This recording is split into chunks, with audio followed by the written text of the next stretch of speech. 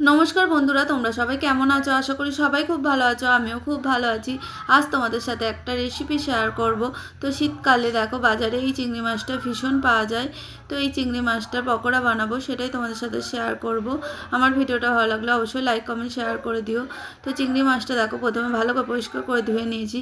তার মধ্যে পরিমাণ মতো বেসন, তারপরে কাঁচা লঙ্কা কুচি, পেঁয়াজ কলি কুচি, ধনেপাতা কুচি, আর একটু আদা রসুনের পেস্ট, নুন, লঙ্কার গুঁড়ো আর সামান্য পরিমাণ চিনি দিয়েছি। আর দিয়েছি এর মধ্যে একটু চালের গুঁড়া, আর গরম একটু তেলও দিয়েছি মুচমুচে হবার জন্য। দিয়ে হালকা সামান্য জল দিয়ে মেখে নিয়েছি। মাখার পর দেখো গরম তেলের ওপর একে একে পকোড়ার শেপে ভেজে নিচ্ছি। তো এই চিংড়ি মাছটা নানা রকম সবজি তরকারিতেও ভালো লাগে, কিন্তু আমার ভীষণ ভালো লাগে এইভাবে পকোড়া খেতে। তো তোমরা কে কে এইভাবে পকোড়া খেয়েছো অবশ্যই কমেন্টে জানিও। আর যারা খাওনি তারা এইভাবে অবশ্যই বাড়িতে বানিয়ে দেখো, ভীষণই ভালো লাগবে তোমাদের। তো তারপরে দেখো একে একে লাল লাল করে আমি ভেজে নিয়েছি। তো আমাদের দেখো সব কটা পকোড়া বানানো কমপ্লিট।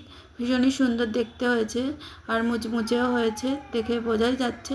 তো আমার ভিডিওটা ভালো লাগলে অবশ্যই লাইক কমেন্ট শেয়ার করে দিও। টাটা।